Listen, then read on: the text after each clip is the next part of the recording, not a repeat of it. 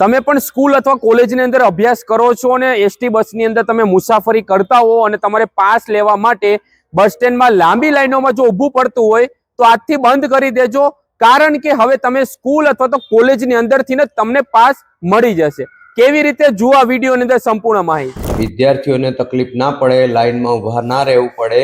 એટલા માટે એવી યોજના કરેલી છે કે સ્કૂલ ને કોલેજના પ્રતિનિધિ દ્વારા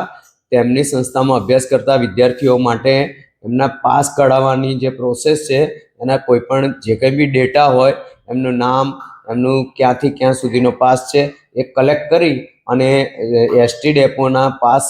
ઓફિસે આવી અને એમનો સ્કૂલનો કોલેજનો પ્રતિનિધિ આવી અને પાસ કઢાવી અને કલેક્ટ કરી અને જઈને સ્કૂલ કોલેજમાં સ્ટુડન્ટને ડિલિવર કરવાના છે। વિદ્યાર્થીઓને